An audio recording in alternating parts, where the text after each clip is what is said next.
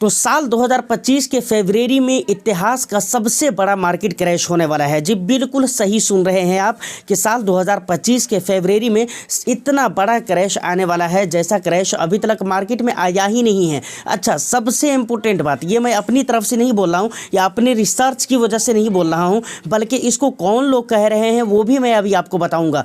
बड़े दिग्गज लोग कह रहे हैं जो अपने आप को दिग्गज समझते हैं और कई हिसाब से वो हकीकत में दिग्गज है भी, लेकिन हमारे लिए इम्पोर्टेंट है कि भाई हमारे को इन तमाम तर बातों पर किस हद तक के बिलीव करना चाहिए, किस हद तक के भरोसा करना चाहिए, इसके ऊपर भी मैं बात करूंगा। डिटेल्स में आपको खबरें दिखलाऊंगा, डिटेल्स में बातें आपको समझाने की कोशिश करूंगा, प्लस इसमें सच्चाई कितनी है, आपको क्या करना चाहिए, क्या डिसीजन आपके लिए बेस्ट हो सकते हैं, इन तमाम तर मुद्दों पर आज की इस वीडियो में हम डिटेल्स में बात करेंगे। तो वीडियो को लाइक ज़रूर कर दीजिए, शेयर कर दीजिए, चैनल को ज़रूर ज़्यादा से ज़्यादा सपोर्ट करिए, क्योंकि आपके भरोसे ही आज तक ये भी फाइनेंसर 5000 तक के पहुंचा है और इससे आगे भी पहुंचेगा।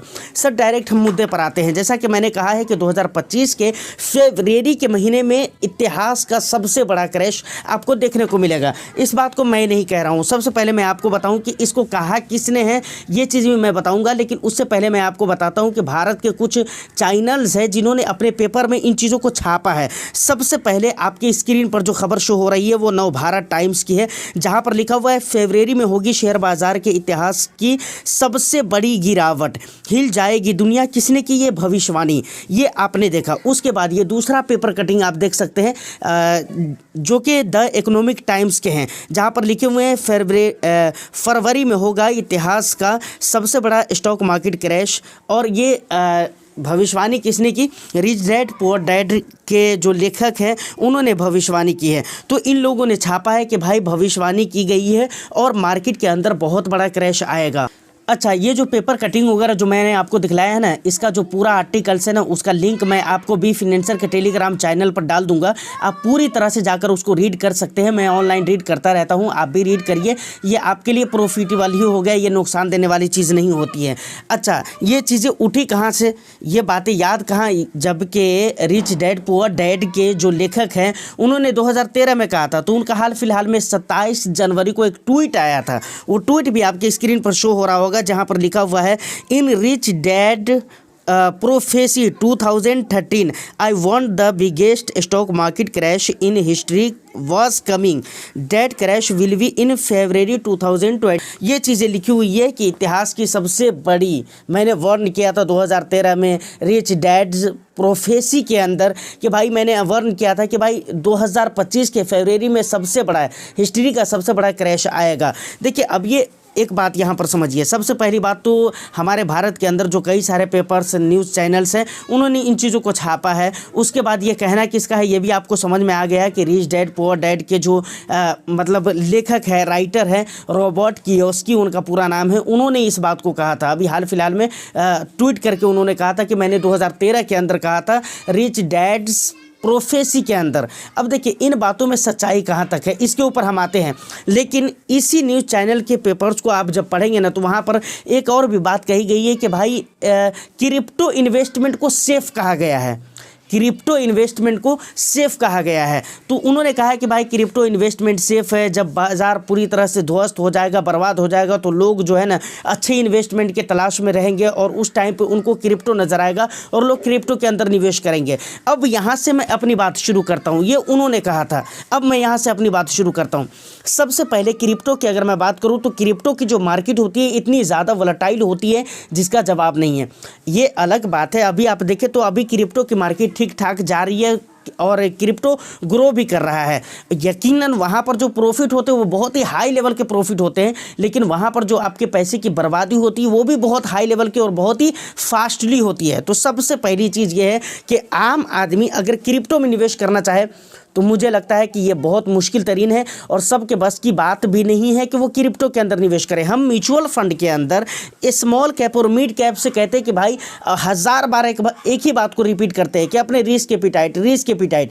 ऐसा नहीं है कि ये वर्ड बोलने में बहुत मज़ा आता है, मुझे या किसी और फिनेंशियल एडवाइज़र को, समझ रहे हैं कि रिस्क एपिटाइट के हिसाब से आप निवेश करिए और स्मॉल कैप और मिड कैप में 1000 बार आप देख लीजिए, सोच लीजिए, समझ लीजिए, तब जाकर आप निवेश करिए।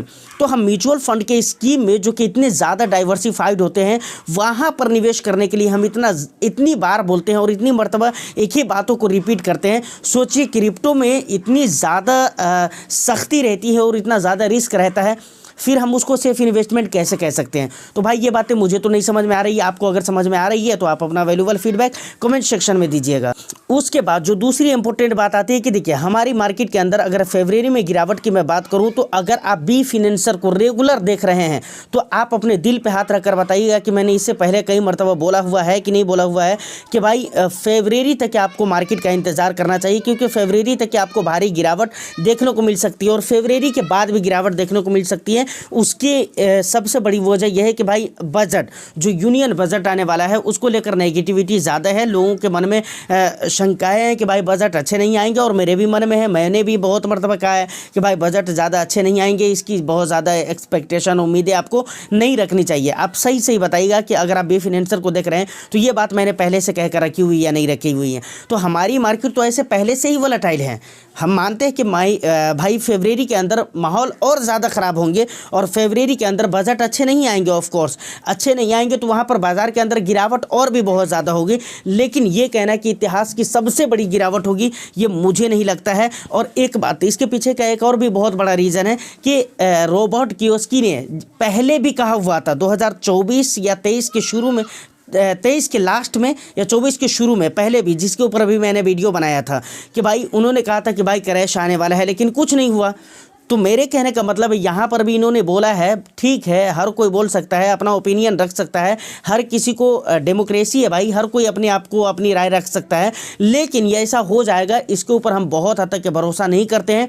हमारी मार्केट में ऐसे भी गिरावट हो रही है, हमारी मार्केट में वोलेटिलिटी है और रहेगी, फरवरी में और भी ज़्यादा रहेगी, लेकिन इसका ये मतलब नहीं कि उनका कहना जो है वो ठीक हो गया, समझ रहे हैं ना। और दूसरी बात जो सबसे मेन चीज़ है, आपको मैं बताता हूँ, रॉबर्ट कियोस्की के बारे में जब आप गहराई से डीपली जब एनालाइज करेंगे ना, तो ये एक ऐसा बंदा है जो शुरू से स्टॉक मार्केट को लेकर पॉजिटिव नहीं है। क्लियर कट मैं बात बोल रहा हूँ, आप पढ़ लीजिए, कहीं भी पढ़ लीजिए, ये शुरू से ऐसी जगहों पे निवेश करता है। कहाँ पर निवेश करता है पता है आपको?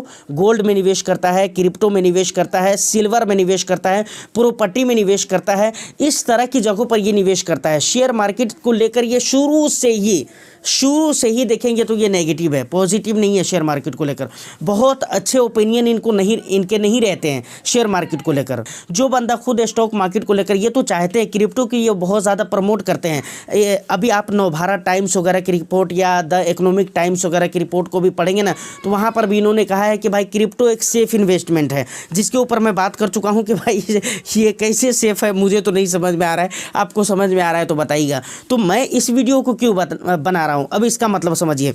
देखिए हमारे इंडिया के अंदर बहुत सारे ऐसे लोग हैं जो ट्विटर को यूज़ करता है। ऑफ कोर्स मैं भी यूज़ करता हूँ, आप भी मुझे ट्विटर वगैरह पे प्यार दे सकते हैं, लिंक आपको डिस्क्रिप्शन में मिल जाएगा। इंस्टा, ट्विटर, सारी जगहों की लिंक आपको मिल जाएंगे, फेसबुक पेज वगैरह के भी, वहाँ पर भी मैं वीडियो वगैरह डालता रहता हूँ, तो वहाँ पर भी आप मुझे प्यार दे सकते हैं। तो मैं इस वीडियो को इसलिए बना रहा हूँ कि ट्वीट पढ़ते हैं और ट्वीट को देखते हैं ना, तो बहुत सारे लोग जो है ना, न्यूज़पेपर वाले, ट्वीट की वजह से वो न्यूज़ को कवर करते हैं, क्योंकि ट्वीट बहुत अहम माना जाता है, समझ रहे हैं ना, और उसकी बहुत ज़्यादा अहमियत होती है। फेसबुक पे आप कोई भी पोस्ट कर दीजिए तो उतनी ज़्यादा अहमियत नहीं रखता है, लेकिन ट्विटर पे अगर किसी को पोस्ट कीजिए तो फ़ौरन रिप्लाई करता है, अच्छी अच्छी जगहों से आपको रिप्लाई देखने को मिल जाएगा, समझ रहे हैं ना। तो ये इम्पोर्टेंट चीज़ है, मतलब ट्विटर, जिसकी वजह से लोग वहाँ पर पोस्ट करते हैं और उस पोस्ट की वजह से लोग न्यूज़ बना देते हैं उसको।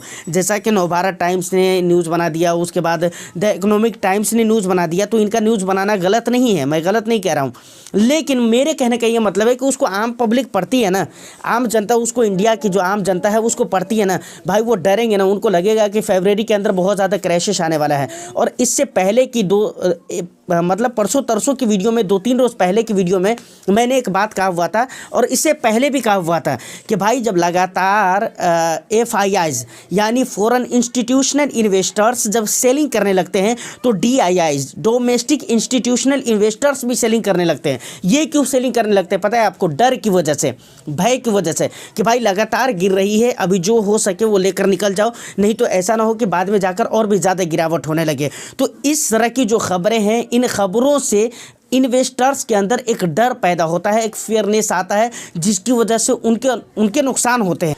देखिए कल की जो मैंने वीडियो डाली है ना, कल की वीडियो में आप देखेंगे ना, कल की वीडियो के कमेंट सेक्शन में जाकर देखेंगे तो वहाँ पर एक भाई ने कमेंट किया है कि सर मैंने 1,00,000 रुपये नुकसान में अपने पैसे को रिडीम कर दिया है। सोचिए, मतलब कभी कभी ना आँख से आंसू आने लगता है। कितने हार्ड एंड मनी होते हैं ना आपके, और चाहे मेरे चाहे आपके, वो मुझे बहुत अच्छे से मालूम है, क्योंकि मैं बहुत अमीर तरीन घराने से नहीं हूँ भाई, मैं भी मिडिल क्लास के घर से हूँ और ऐसे ही घर से मैं भी बिलोंग करता हूँ।